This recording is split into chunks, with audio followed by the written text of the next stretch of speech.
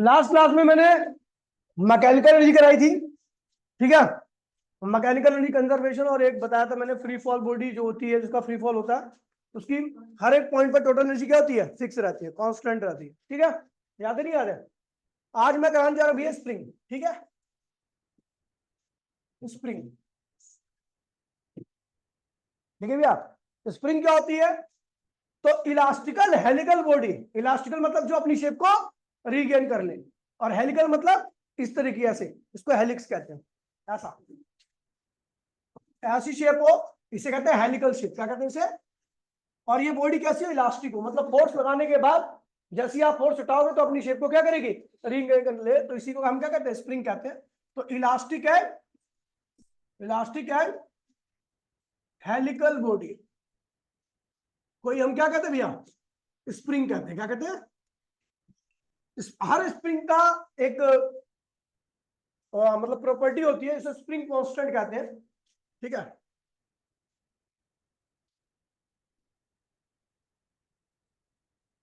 ठीक है, यहां पर जो के है वो क्या भैया, स्प्रिंग कांस्टेंट। क्या है बोलिए मत प्लीज कोई भी, स्प्रिंग कांस्टेंट हर स्प्रिंग के लिए अलग अलग होता है, डिफरेंट फॉर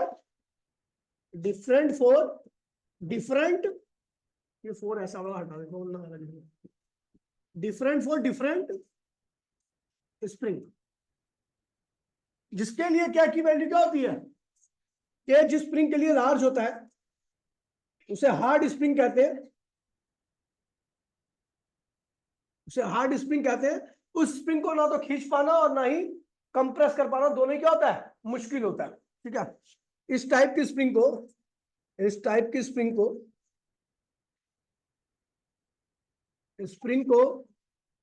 एक्सपेंड करना, एक्सपेंड करना और कंप्रेस करना, कंप्रेस करना,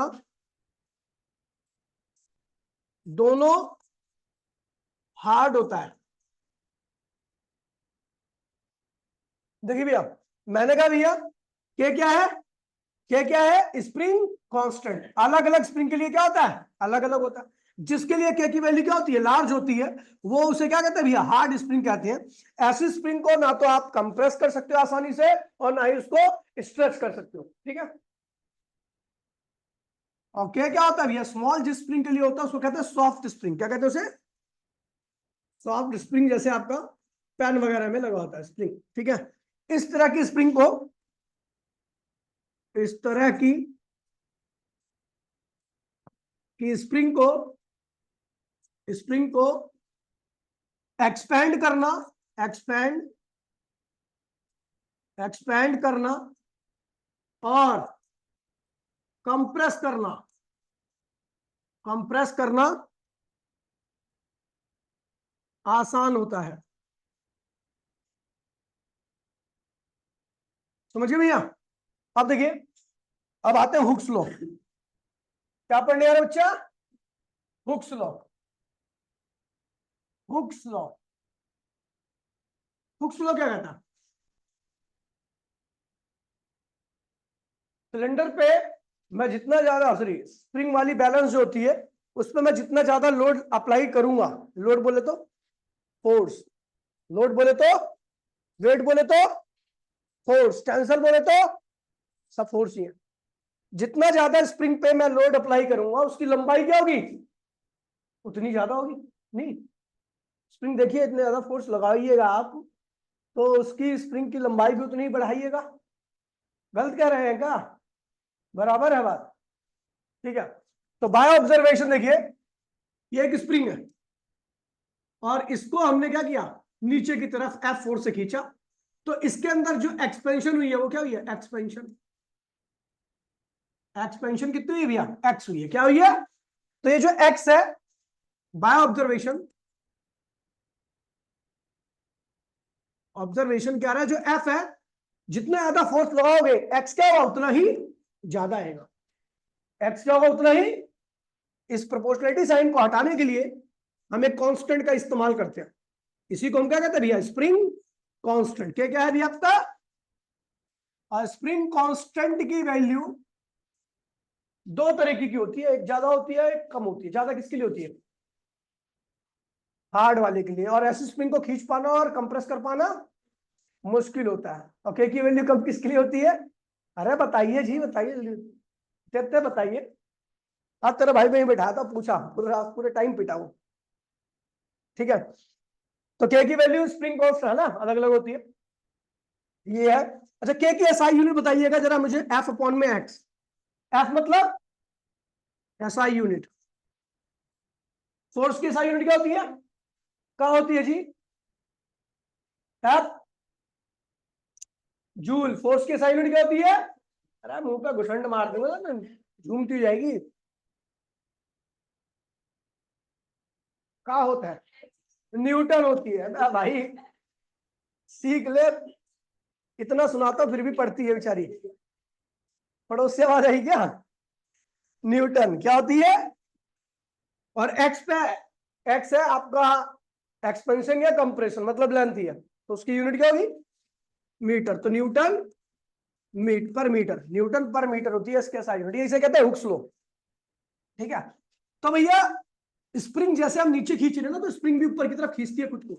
उस फोर्स को क्या कहते हैं? Spring force. Here here FS को क्या कहते हैं? Spring force. और आपको फिजिक्स में पता है कि स्प्रिंग फोर्स जो होगा वो अप्लाइड फोर्स के ही क्या होगा? बराबर होगा। लेकिन क्या होगा? अपोजिट होगा। क्या होगा? अपोजिट होगा। तो अपोजिट के लिए हम क्या लगा देते हैं? माइनस लगा देते हैं। क्या लगा देते हैं? तो अप्लाइड फोर्स की वैल्यू है, अप्लाइड फोर्स है आपका, ये क्या है?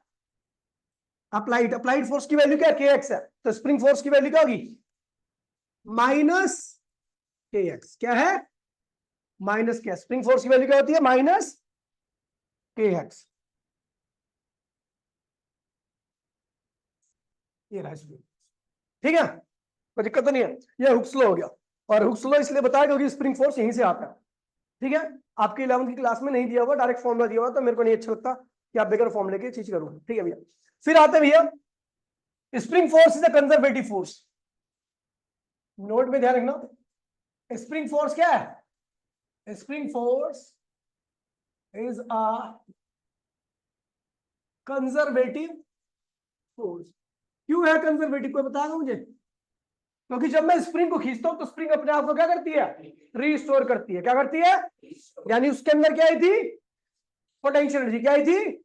और पोटेंशियल एनर्जी उसी सिस्टम के अंदर आ सकती है जिसके ऊपर हम फोर्स लगाए, और वो सिस्टम क्या लगाए अपने ऊपर? हमारे अगेंस्ट में क्या लगाए? कंजर्वेटिव फोर्स लगाए। हमारे अगेंस्ट क्या लगाए? ठीक है भैया, तो स्प्रिंग फोर्स कंजर्वेटिव है क्योंकि इसके अगेंस्ट में, क्योंकि इसके अगेंस्ट में फोर्स लगाने पर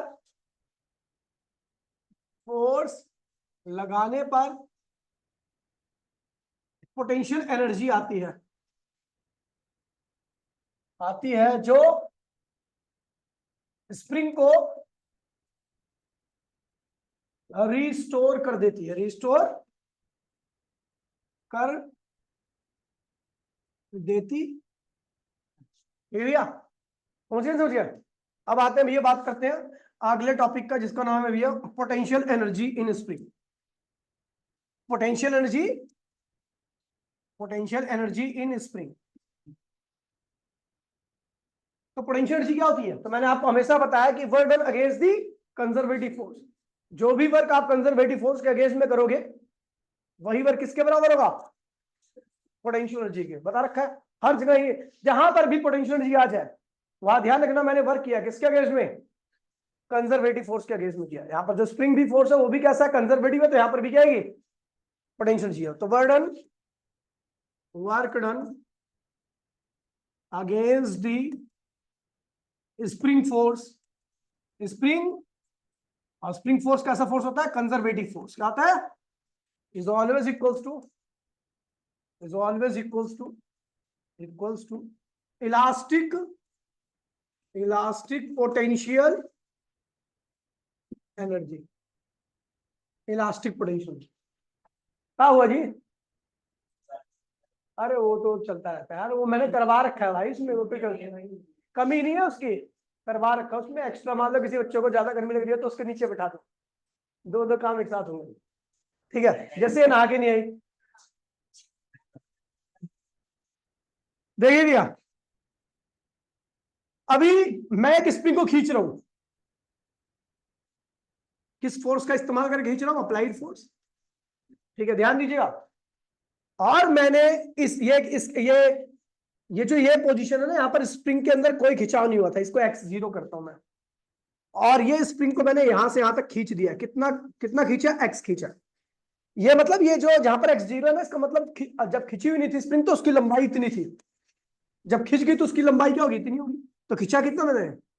इतना खींचा ना। तो अच्छा, ये जब खींच रहा था मैं, अच्छा एक बात बताओ, स्प्रिंग फोर्स वेरिएबल होता है या कांस्टेंट होता है? दिमाग लगाना और मेरे को बताना, जिससे पूछूंगा। तो बता मेरी ट्रिक कैसे। चब्बा, एक स्प्रिंग के लिए बोल रहा हूं मैं, हर स्प्रिंग की बात नहीं कर रहा। कांस्टेंट कैसे होगा? कैसे होगा भाई? स्प्रिंग फोर्स कांस्टेंट होता है, वेरिएबल होता है सिंगल स्प्रिंग के लिए। एक स्प्रिंग के लिए मैं फोर्स लगा रहा हूं, क्या वही फोर्स हमेशा लगेगा या बदलता जाएगा? कैसे? क्यों बदल रहा है? क्यों बदल रहा है? क्यों ज्यादा लगा रहा है? जैसे मैंने अभी बताया, जो फोर्स होता है वो एक्स के डायरेक्टली होता है। अब जैसे जैसे मैं खींचूंगा एक्स बढ़ेगा, और एक्स बढ़ेगा तो फोर्स भी क्या होगा? बढ़ेगा। यानी स्प्रिंग फोर्स कैसा होता है? वेरिएबल होता है। क्या होता है? समझे? क्योंकि स्प्रिंग फोर्स एक्स पे डिपेंड करता है, एक्स की वैल्यू लगातार क्या होती है? बढ़ती रहती है। इस वक्त अब जो हमारा अप्लाइड फोर्स क्या होगा? के एक्स। और स्प्रिंग फोर्स जो लगाएगा वो कितना लगेगा? माइनस के। ठीक है भैया। तो कह रहा है कि मैंने इस वाले फोर्स के अगेंस्ट में जो वर्क किया है, इस वाले फोर्स के अगेंस्ट में किससे वर्क किया है? इससे वर्क किया है। इस वाले फोर्स के अगेंस्ट में किससे वर्क किया है? इससे वर्क किया।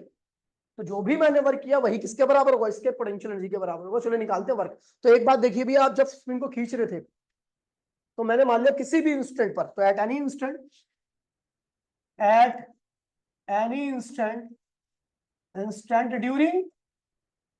During expansion of spring, expansion of spring, work done by applied force. कितना? किसी भी इंस्टेंट पर अप्लाइड फोर्स ने कितना वर्क किया? तो आपको पता है इंस्टेंट का वर्क क्या होता है? डीडब्ल्यू होता है। वो किसके बराबर होता है? फोर्स इंटू में डीएक्स। याद नहीं? याद है? किसको किसको याद है? ईमानदारी से बताओ। इंस्टेंट का वर्क डीडब्ल्यू लिखता हूं, किसको किसको याद है? इंस्टेंट का वर्क जो होता है वो डीडब्ल्यू होता है, और वो फोर्स इंटू में छोटे से डिस्प्लेसमेंट के बराबर होता है, क्योंकि उसी इंस्टेंट पर बहुत छोटा डिस्प्लेसमेंट हुआ होता है। ये कौन सा फोर्स है भैया? अप्लाइड फोर्स, क्योंकि मुझे मैं अगेंस्ट में वर्क कर रहा हूं। तो डीडब्ल्यू किसके बराबर होगा? अप्लाइड फोर्स की वैल्यू क्या रखी भैया? के एक्स लिख दीजिए, ये हो गया डीएक्स। अभी आपको पता है ये इंस्टेंट का वर्क है, मुझे क्या निकालना है? टोटल वर्क, क्योंकि टोटल पोटेंशियल एनर्जी निकालनी है। टोटल वर्क के लिए क्या करेंगे? टोटल वर्क इक्वल्स में क्या हो जाएगा? डीडब्ल्यू का इंटीग्रेशन, के बाहर आएगा एक्स डीएक्स का इंटीग्रेशन। डीडब्ल्यू का इंटीग्रेशन क्या होता है वैष्णवी? डीएक्स का क्या होता है? भूल गया? डीएक्स का एक्स होता है तो डीडब्ल्यू का डब्ल्यू होगा। चलो निकल गया तुक्के में। एक्स की पावर यहां पर कितनी है? 1 है। इंटीग्रेशन के बाद इसकी पावर क्या हो जाएगी? 2 डिवाइड बाय 2। तो भैया डब्ल्यू इक्वल्स में क्या होगा? के हाफ के एक्स स्क्वायर। ये क्या होगी? वर्क किया मैंने किसके अगेंस्ट में? कंजर्वेटिव फोर्स के या स्प्रिंग फोर्स के अगेंस्ट में। Work against the conservative force, यानी यही क्या होगा? Potential energy, elastic potential energy क्या होगा? हाफ के एक्स स्क्वायर। ये भैया आपका स्प्रिंग के अंदर जो एनर्जी आती है हाफ के एक्स स्क्वायर, वही है। ठीक है। जब अगर आप किसी भी स्प्रिंग को एक्स खींच दो, कितना खींच दो, तो इसके अंदर जो पोटेंशियल एनर्जी आएगी क्या आएगी? हाफ के एक्स स्क्वायर। के की वैल्यू आपको गिवन रहेगी क्योंकि वो कांस्टेंट है। हर स्प्रिंग का कांस्टेंट अलग अलग होता है। जिसका के जितना ज्यादा वो स्प्रिंग उतनी हार्ड, उसको खींच पाना और उसको कंप्रेस कर पाना उतना ही ज्यादा मुश्किल। ठीक है भैया।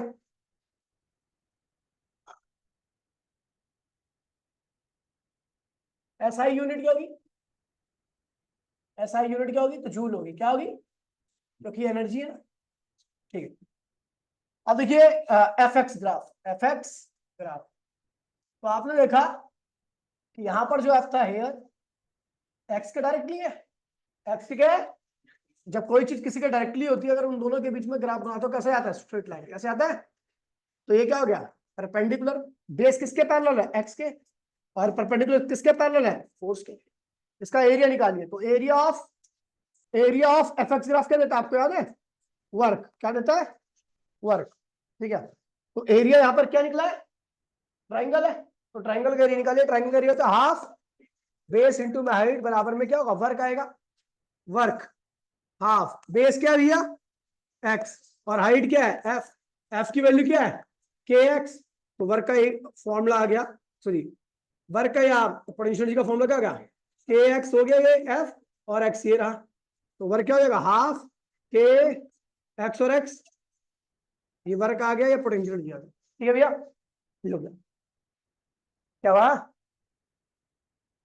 अभी फिर बोले कि वर्क की एसआई यूनिट न्यूटन होगी, डिस्प्लेसमेंट की एसआई यूनिट न्यूटन होगी, जूल बोल देगी, इसका भरोसा नहीं है। ध्यान नहीं भैया, ठीक है। अब ये पोटेंशियल एनर्जी है, तो एक बात ध्यान रखना, फॉर अ स्प्रिंग हम जिस स्प्रिंग की बात कर रहे हैं वो स्प्रिंग कैसी है, मासलेस स्प्रिंग है। क्या है, मासलेस, को कोई मास नहीं है। ठीक है, तो भैया ऐसी स्प्रिंग के केस में हमने इसको खींच दिया, और ये है आपकी एक्सट्रीम पोजीशन। क्या है ये, एक्सट्रीम पोजीशन। एक्सट्रीम पोजीशन पे एक्स की वैल्यू क्या होती है, मैक्सिमम होती है। क्या होती है, और वेलोसिटी की वैल्यू क्या होती है, जीरो होती है। क्या होती है, कोई चीज एक्सट्रीम पर पहुंच गई है, या स्प्रिंग को आप एक्सट्रीमली खींच दो, एकदम लास्ट तक खींच दो, तो उस इंस्टेंट पर आपका केवल एक्स होगा, और एक्स की वैल्यू मैक्सिमम होगी, काइनेटिक की वैल्यू क्या होगी, जीरो होगी। अच्छा, मैंने यहाँ पर एक ब्लॉक ऐड कर रखा है, पता क्यों, क्योंकि स्प्रिंग का खुद का मास नहीं होता, समझ गया। तो जैसे आप स्प्रिंग को छोड़ोगे तो उसके पास वेलोसिटी आती है, तो उसके पास काइनेटिक आनी चाहिए, लेकिन स्प्रिंग के मास ना होने की वजह से उसके पास कोई काइनेटिक भी नहीं होती, तो उसको काइनेटिक एनर्जी प्रोवाइड करने के लिए हम क्या ऐड कर देते हैं, उसके साथ एक मास ऐड कर देता है, ताकि उसके पास क्या आ जाए, काइनेटिक आ जाए। ठीक है, तो ये ध्यान रखना। तो इस पॉइंट पर अगर मैं एक्सट्रीम की बात करूं तो काइनेटिक क्या होगी, जीरो, और पोटेंशियल क्या होगी स्प्रिंग के अंदर, हाफ के एक्सएम स्क्वायर। क्या होगी, पता है एक्सएम क्या है, जो इस वक्त का एक्सटेंशन है। ठीक है, ये है मीन पोजीशन, जहां पर एक्स की वैल्यू क्या होती है, जीरो। क्या होती है, इसे मीन पोजीशन कहते हैं। मीन पोजीशन मतलब वो पोजीशन जहां पर आपकी स्प्रिंग खींची ना हो। जब आपने स्प्रिंग को नहीं खींचा तो उसकी जो एक्चुअल लेंथ होती है, उसी को जो दूरी होती है ना, उसको मतलब जो एंड होता है, इस वाले एंड पर आपने फिक्स कर दिया, तो इस वाले एंड को हम क्या कहते हैं, मीन पोजीशन कहते हैं। मीन पोजीशन पर आपने कोई कुछ नहीं खींचा तो एक्स की वैल्यू क्या होगी, जीरो। लेकिन जब आपने छोड़ा था इसको ना, तो बहुत तेजी के साथ इधर की तरफ आ रहा था, तो मतलब यहाँ पर जब ब्लॉक पहुंचेगा ना, तो उसके पास वेलोसिटी क्या होगी, मैक्सिमम होगी। क्या होगी, तो मीन पर वेलोसिटी क्या होती है, मैक्सिमम। अब एक्स की वैल्यू क्या होती है, जीरो। एक्सट्रीम पर वेलोसिटी क्या होती है, जीरो, लेकिन एक्स की वैल्यू क्या होती है, मैक्सिमम। एक्स की वैल्यू मैक्सिमम, और ये कहां पर होती है, एक्स की वैल्यू मैक्सिमम कहां पर होती है, एक्सट्रीम पोजीशन। आप खींच के ले जाओ स्प्रिंग को, ये वैसे टॉपिक आता नहीं, लेकिन मैंने आपको इसलिए बता रहा हूं क्योंकि कभी आपको यूज आ जाए तो देख लेना। और एक्सट्रीम पर वेलोसिटी क्या होती है आपकी, जीरो होती है। ठीक है, तो इस वजह से काइनेटिक क्या होगी, जीरो। काइनेटिक जीरो इसलिए क्योंकि ये ब्लॉक रुका हुआ है। ठीक है, और जैसे, और यहाँ पर अगर आप पोटेंशियल देखोगे तो पोटेंशियल आप सब जानते हो स्प्रिंग के अंदर क्या होता है, हाफ के एक्स स्क्वायर। तो एक्स की वैल्यू क्या है, एक्सएम के बराबर, तो हमने एक्सएम स्क्वायर लिख दिया। अगर मैं आता हूं मीन पर, ये क्या है, मीन पर, मीन पोजीशन पर भैया पोटेंशियल क्या होगी, हाफ के जीरो स्क्वायर बोले तो जीरो, यानी पोटेंशियल क्या होती है मीन पर, जीरो। और काइनेटिक क्या होगी, हाफ मास कितना है बॉडी का, एम, यहां पर आएगा। अब वेलोसिटी कितनी है इसकी, मैक्सिमम है, इसको वीएम कर दो। वेलोसिटी क्या है इसकी, एक्स की वैल्यू यहां पर क्या है, जीरो, और यहां पर वेलोसिटी की वैल्यू क्या है, मैक्सिमम है। कहां पर, मीन पर। तो काइनेटिक क्या होगी, हाफ मास, और वेलोसिटी कितनी है उसकी, मैक्सिमम का स्क्वायर। तो ध्यान रखना, स्प्रिंग के अंदर law of conservation of energy apply होता है हर पॉइंट के लिए। अगर आप स्प्रिंग को खींच करके यहाँ पे लाओगे तो यहाँ पर टोटल एनर्जी किसके बराबर होगी, टोटल निकालोगे तो क्या होगा, काइनेटिक प्लस पोटेंशियल। काइनेटिक क्या है, तो जो भी आएगा वो पोटेंशियल के बराबर ही होगा ना। देखिए काइनेटिक जीरो है, पोटेंशियल है आपकी इतनी, तो टोटल एनर्जी किसके बराबर आएगी, पोटेंशियल के बराबर। क्या आएगी, तो काइनेटिक जीरो तो टोटल एनर्जी किसके बराबर आएगी, पोटेंशियल की। लेकिन जैसी वो मीन पर आती है, वो स्प्रिंग जैसी हम छोड़ते हैं, आप स्प्रिंग को खींच करके छोड़ो तो स्प्रिंग बहुत तेजी से आती है ना। अब उसका मास है नहीं, तो इसलिए काइनेटिक होगी नहीं, इसलिए हमने उसके साथ एक्स्ट्रा क्या लगा दिया, ब्लॉक लगा दिया, ताकि उसके मास के उस वेलोसिटी के पास से कुछ मास भी आ जाए। ठीक है, तो उस मास के पास मीन पर आते आते वेलोसिटी क्या हो जाएगी, मैक्सिमम। लेकिन एक्स की वैल्यू क्या हो जाएगी, 0।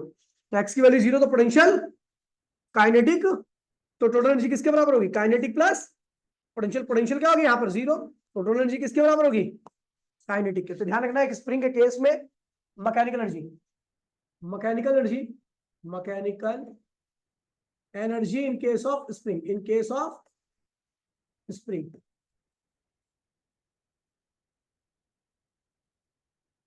ठीक है भैया। अगर ये स्प्रिंग फिर दोबारा से आगे बढ़ती है, यहां पर आती है, तो ये स्प्रिंग कंप्रेस होगी। और कब तक कंप्रेस होगी, जब तक वो नेगेटिव एक्सम तक ना पहुंचे। जैसे यहाँ पर पॉजिटिव एक्सम है ना, तो वैसे ही जब तक कंप्रेस, जब तक वो नेगेटिव एक्सम तक ना पहुंचा, तो उसके पास और वहां पर आके रुक जाएगी स्प्रिंग। ये क्या होगी, ये ब्लॉक ऐसे आया, छोड़ा मीन पर आके, मीन से फिर आते आते कंप्रेस हुआ एकदम। कब तक कंप्रेस हुआ, जब एक्स की वैल्यू, जैसे मीन से आप कितने दूर गए यहाँ पर, एक्सम पर कितने पे गए, ऐसे ही मीन से यहाँ पर क्या हो गए, माइनस एक्सम तक आओगे, क्या हो गए। ठीक है भैया। तो यहां पर आपकी पोटेंशियल एनर्जी फिर क्या होगी, मैक्सिमम। काइनेटिक फिर क्या होगी, फिर दोबारा स्प्रिंग खुलेगी, फिर दोबारा स्प्रिंग खुलेगी मीन पर, फिर आगे क्या होगी, एक्स की वैल्यू फिर 0, वेलोसिटी फिर मैक्सिमम। ठीक है भैया। फिर उसके बाद ये ब्लॉक क्या होगा, आगे बढ़ेगा। फिर क्या होगी, ब्लॉक जब आगे बढ़ेगा तो एक्सट्रीम पर आते आते फिर क्या होगा, वेलोसिटी फिर 0, और पोजीशन फिर क्या होगी। खैर इतना ध्यान नहीं रखना क्योंकि आउट ऑफ सिलेबस टॉपिक है, तो आपको इतना ज्यादा देखना भी नहीं है। आते भैया कुछ क्वेश्चंस करते हैं स्प्रिंग से रिलेटेड, जो क्वेश्चन आने ही आने एग्जाम में। ठीक है, पहला क्वेश्चन ये रहा।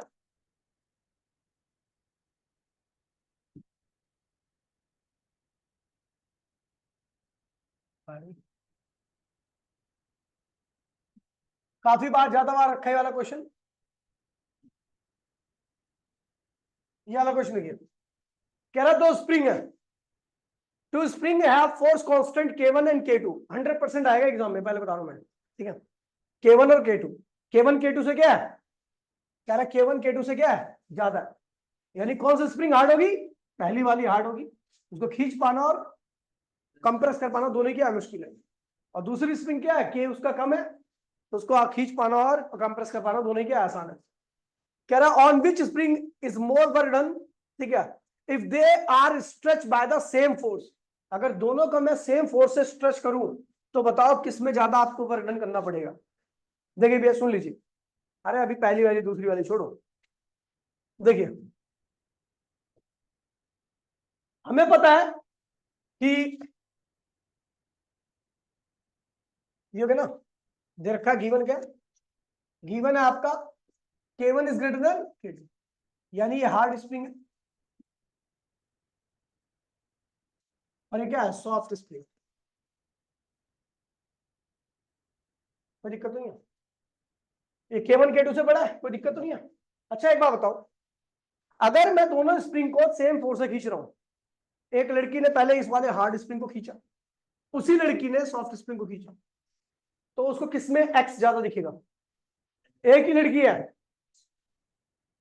एक्सटेंशन किसके अंदर ज्यादा होगा, पहली वाली के अंदर या दूसरी वाली के अंदर, क्योंकि दूसरी वाली का के कम है, तो उसको खींच पाना और कंप्रेस कर पाना दोनों आसान है।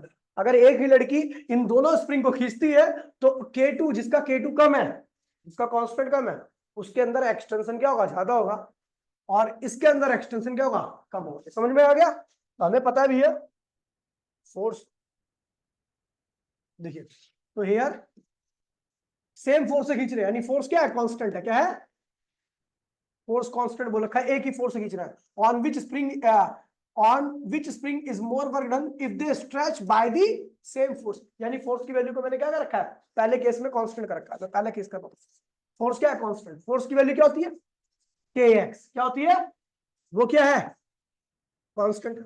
अच्छा ये देखिए क्या होगा, x इक्वल्स में क्या होगा, कांस्टेंट अपॉन में क्या हो जाएगा, K हो गया। तो हम देख रहे हैं x क्या है, x इनवर्सली प्रोपोर्शनल टू क्या आ रहा है, K, इनवर्सली x क्या आ रहा है। अच्छा जिसका K ज्यादा होगा उसका x क्या होगा, और जिसका K कम होगा उसका x क्या होगा। तो हेयर कौन ज्यादा है, K1 K2 से क्या है, जिसका K ज्यादा उसका x कम, जिसका K कम उसका x ज्यादा। तो देखिए सो x2 is greater than x1। हमें पता लग गया भैया कौन ज्यादा है, x2 x1 से ज्यादा है। अब दोनों को सेम फोर्स से हम खींच रहे हैं, तो मैंने क्या किया, multiplying both side by F, multiplying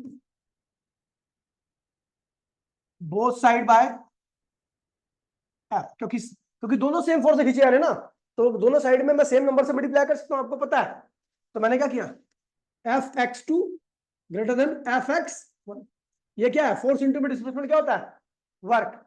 क्या होता है, फोर्स इंटू में डिस्प्लेसमेंट क्या होता है, ये W2 हो गया, और ये क्या हुआ, तो किसमें वर्क हो रहा है, दूसरी स्प्रिंग में ज्यादा वर्क हुआ, पहली स्प्रिंग में कम वर्क हुआ। जब दोनों के ऊपर आपने क्या लगाया, कांस्टेंट फोर्स, जब पहली स्प्रिंग का क्या था, ज्यादा था, और दूसरी स्प्रिंग का क्या था, कम था। समझ गए भैया, यहाँ पर वर्क किसका ज्यादा आ गया, दूसरी स्प्रिंग का।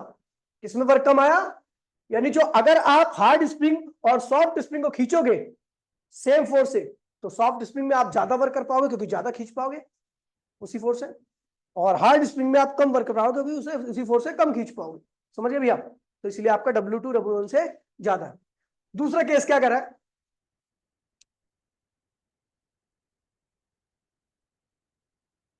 केस 2, सेकंड पार्ट कह रहा है, if they are stretch by the same amount, दोनों को सेम माउंट खींचना। अच्छा एक बात बताओ, आप खुद ही दिमाग लगाना, एक हार्ड स्प्रिंग है, एक सॉफ्ट स्प्रिंग है, आप चाहते दोनों के अंदर एक्स की वैल्यू सेम आया, तो आपको किसमें फोर्स ज्यादा लगाना पड़ेगा, ऑब्वियस सी बात है भैया। समझिए, एक टेढ़ा लड़का है, एक सीधा साधा लड़का है, ठीक है, दोनों को आपको चुपचाप शांति से कुर्सी बिठाना, तो किस पे ज्यादा एफर्ट लगाना पड़ेगा, टेढ़े पे ना। तो हार्ड स्प्रिंग को और सॉफ्ट स्प्रिंग को अगर दोनों को सेम अमाउंट में खींचना है, तो फोर्स ज्यादा किस पे लगाना पड़ेगा, तो भैया देखिए, तो हेयर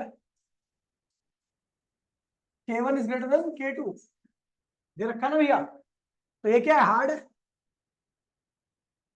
और ये क्या है, अच्छा वर्क किसमें ज्यादा करना पड़ेगा, अगर दोनों को हार्ड और सॉफ्ट को दोनों को आपको सेम अमाउंट में खींचना है, तो वर्क कहाँ ज्यादा करना पड़ेगा, हार्ड वाली में ज्यादा वर्क करना पड़ेगा, ज्यादा एफर्ट लगाना पड़ेगा आपको, तब क्या। समझ गए भैया, ये तो वैसे ही पता लग जा रहा है, ठीक है।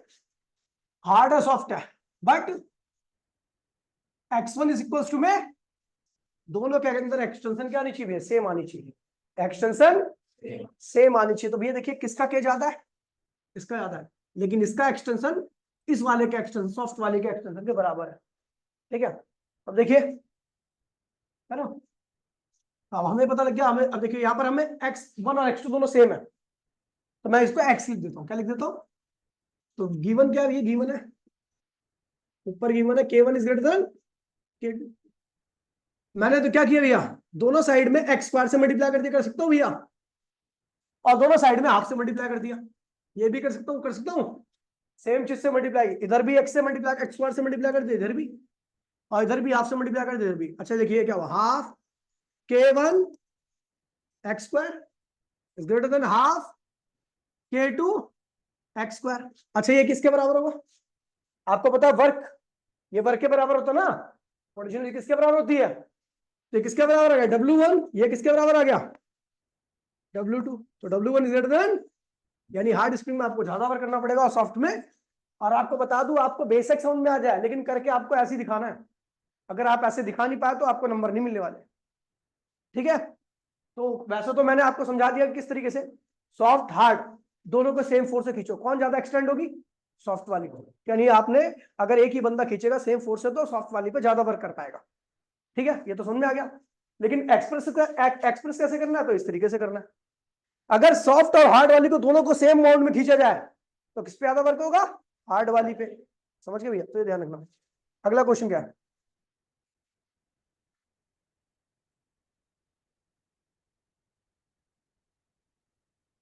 अगला क्वेश्चन है ये वाला, ये काफी बार रखा, पहले बता दो भैया, मेडिकल में भी एक मेडिकल एग्जाम होता है AFMC, ठीक है, उसमें भी आ रखा, ठीक है। कह रहा है the potential energy of a spring when stress through a distance x is 10 joule. कह रहा भैया कि एक स्प्रिंग को हमने कितना खींचा है x, और उसके अंदर पोटेंशियल एनर्जी कितनी आई है 10 joule I. What is the amount of burden on the same spring, उसी स्प्रिंग के ऊपर वर्क कर रहे हैं हम, तो स्प्रिंग कांस्टेंट तो सेम ही रहेगा ना, क्योंकि एक वर्क स्प्रिंग तो वही है। Stress through an additional distance x, उसे x और खींचोगे तो अब कितना एनर्जी आएगी, समझे नहीं समझे, तो केस फर्स्ट क्या कर रहा है, केस फर्स्ट क्या कर रहा है, एक्सटेंशन कितना है स्प्रिंग के अंदर, एक्स है, स्प्रिंग कांस्टेंट मैंने अज्यूम कर लिया के है, तो भैया एनर्जी कितनी आएगी, वर्क कितना करोगे, हाफ के एक्स स्क्वायर, और इसकी वैल्यू क्या रखिए पहले केस में 10 जूल, हाफ के, समझ गया। अभी क्या कह रहा है, कह रहा है what is the amount of burden on the, आपको और कितना वर्क करना पड़ेगा कि उसको एक्स और खींच दो, आपको वर्क कितना करना पड़ेगा कि उसको एक्स और खींच दो, समझ गया। पहले एक्स था, एक्स और खींच दोगे तो कितना हो जाएगा 2x, क्या हो जाएगा 2x हो जाएगा। तो सेकंड केस में केस सेकंड में हमने क्या कर दिया भैया, एक्सटेंशन को क्या कर दिया, एक्सटेंशन कर दिया 2x, क्या कर दिया 2x, स्प्रिंग कांस्टेंट अभी भी वही है क्योंकि स्प्रिंग तो चेंज नहीं की मैंने, कांस्टेंट क्या है भैया, तो एनर्जी क्या हुई हाफ के 2x स्क्वायर, कोई दिक्कत तो नहीं है। तो भैया अच्छा ये एनर्जी है, ये एनर्जी इस केस में आई, ये एनर्जी इस केस में लिख दीजिए, बता रखा भी है एनर्जी और वर्क एक ही सेम होते हैं, तो इसलिए मैं कुछ भी लिखता हूँ। तो ये क्या होगा हाफ के 4x स्क्वायर, कोई दिक्कत तो नहीं है। अब एक काम करो इस 4 को इधर लिख दो, तो हाफ के एक्स स्क्वायर, अच्छा देखिए फ्रॉम फर्स्ट इक्वेशन हाफ के एक्स स्क्वायर की वैल्यू कितनी है, देखिए 10 जूल, तो इसको E2 लिख दो, E2, तो E2 कितनी है, E1 है, तो E2 की वैल्यू कितनी आएगी 4 गुणे में क्या है 10 है, तो क्या होगा 40 जूल, ठीक है भैया। वर्क कितना करना पड़ता है, वर्क किसके बराबर होता है, चेंज इन एनर्जी के, कल मैंने बताया था वर्क डन, वर्क डन किसके बराबर होता है, चेंज इन एनर्जी। तो भैया final E2 minus E1, E2 कितना है 40 जूल और E1 कितना था 10 जूल, पहले 10 कह रहा है 10 जूल से लेकर जब उसके पास एक्सटेंशन x था, अब उसको 2x कर दिया, तो x से 2x होने में कितना एक्स्ट्रा वर्क करना पड़ेगा, तो हमने x की एनर्जी हमें दे रखी है, कितनी दे रखी है 10 जूल, हमें 2x की भी एनर्जी हमने निकाल ली, कितनी आई 40 जूल, तो अब कितना वर्क किया, तो दोनों एनर्जी का डिफरेंस क्या हुआ 30 जूल, आंसर है। ये क्वेश्चन बहुत इंपॉर्टेंट है, ठीक है। अगला क्वेश्चन देखिए,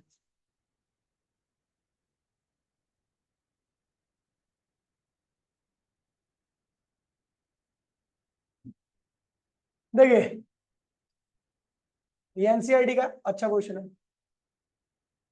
ठीक है। कह रहा भैया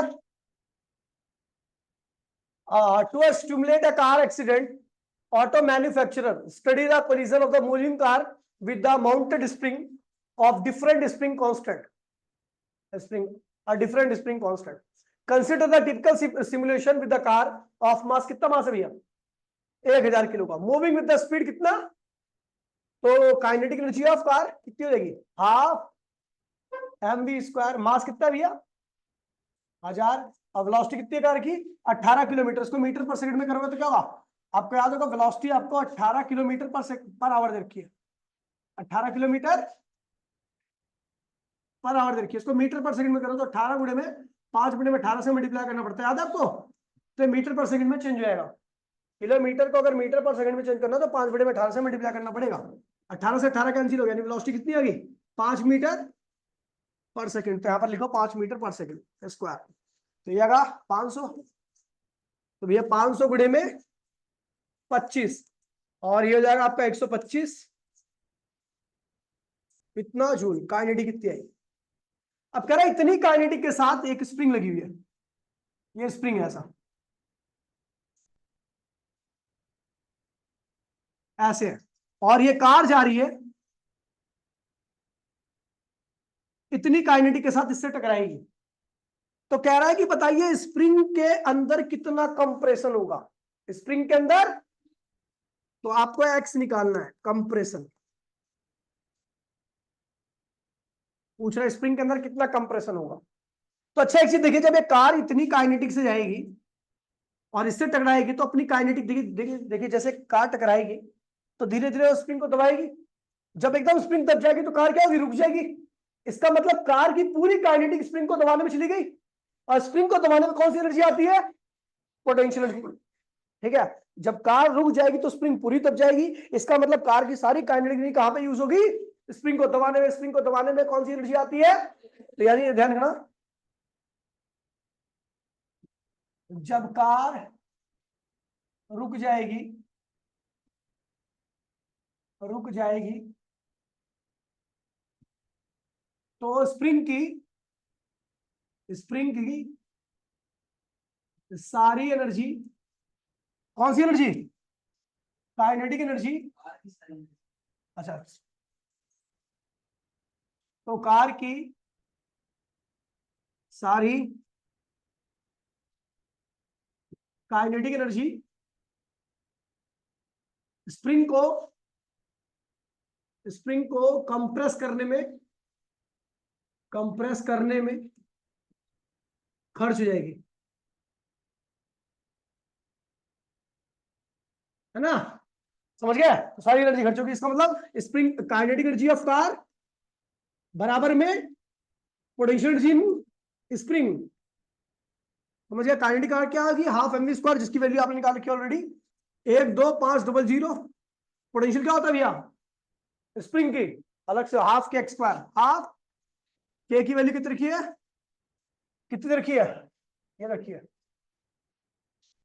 तो ये जाएगा आपका 125, हाफ के की वैल्यू कितनी रखी है, 6.25 इंटू 10⁻³ न्यूटन पर मीटर, और एक्स स्क्वायर, एक्स की वैल्यू निकाल लोगे, यही आंसर है। ठीक है भैया, ये समझ गया।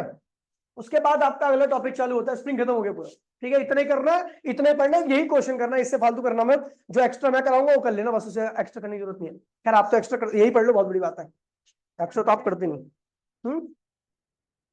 अरे जबड़े पे दूंगा घुसंड अभी खींच के ना। पावर, टॉपिक का नाम क्या है, छोटा सा टॉपिक है पावर। पावर, पावर का मतलब होता है रेट ऑफ वर्क डन। आप किस रेट से वर्क कर रहे हो, या rate of loss of energy, या rate of gain of energy. ठीक है भैया, एनर्जी या वर्क का जो रेट होता है उसी को हम क्या कहते हैं भैया, पावर। यहां पर रेट ऑफ वर्क डन और वर्क डन इन 1 सेकेंड। ठीक है, तब देखिए भैया, समझ गया। अब देखिए, तो मैंने कहा भैया, मान लीजिए 1 सेकंड में, टी सेकंड में, लेट टी सेकंड में मैं कितना वर्क हुआ, डब्ल्यू हुआ, कितना हुआ, तो हम जानते टी सेकंड का वर्क डब्ल्यू है, तो 1 सेकंड का वर्क क्या होगा, वर्क पावर कहलाएगा ना। 1 सेकंड का वर्क क्या कहलाएगा, पावर। तो भैया टी सेकंड का वर्क डब्ल्यू है, वर्क है, तो 1 सेकंड का वर्क क्या होगा, डब्ल्यू अपॉन में टी, इसी को हम क्या कहते हैं भैया, पावर। ठीक है, some other formula of power, some other form of power, form of power, power. ठीक है भैया, देखिए, पावर होता है एनर्जी अपॉन में टाइम भी होता है। एनर्जी, एनर्जी भी क्या है, वर्क भी एनर्जी का रूप है, एनर्जी तो एनर्जी का रूप है, अपॉन में हीट, अपॉन में हीट, अपॉन में टाइम। एनी एनर्जी, कोई सी भी एनर्जी हो सकती है, जो नहीं कि काइनेटिक हो या पोटेंशियल हो, कोई सी भी एनर्जी हो सकती है। हीट अपॉन में टाइम, ये भी क्या है, पावर होगी। इसी को मैं पावर को ऐसे लिखता हूं, डी डब्ल्यू अपॉन में डी टी। अब वर्क अपॉन में टाइम होता है ना, तो वर्क को मैं किसी पर्टिकुलर इंस्टेंट के लिए वर्क क्या होगा, डी डब्ल्यू, और टाइम क्या होगा, डी टी, या डी ई अपॉन में डी टी, या डी एच अपॉन में डी टी। ये सब क्या है, पावर के फॉर्मूले। अच्छा, मैंने अभी बताया था कि आपका इफ फोर्स कांस्टेंट, अगर आपका फोर्स क्या है, कांस्टेंट है, और एक्स क्या है, वेरिएबल है, तो पावर क्या होगी, पावर होती है डी डब्ल्यू अपॉन में डी टी होती है। क्या होती है, डब्ल्यू क्या होता है, फोर्स डिस्प्लेसमेंट कॉस थीटा। ठीक है भैया, तो यहां पर देखिए फोर्स हमारा कांस्टेंट है, और कॉस भी, थीटा भी क्या है, इनके बीच का तो theta, angle in between F and x, ये क्या है भैया, कांस्टेंट है, क्या है ये, तो कॉस भी कांस्टेंट होगा, तो जो कांस्टेंट है बाहर निकाल दो। कौन कौन कांस्टेंट है, फोर्स कांस्टेंट है और कॉस थीटा कांस्टेंट है। अंदर क्या बचेगा, डीएक्स अपॉन में, डीएक्स अपॉन में dt क्या होता है, वेलोसिटी, क्या होता है। तो पावर का एक फॉर्मूला और आ गया आपका, एफ बी कॉस थीटा। ये काफी इंपॉर्टेंट फॉर्मूला है, खैर ये आपको ड्राइव करने के लिए आएगा नहीं, लेकिन इसका इस्तेमाल आप काफी ज्यादा बार करोगे।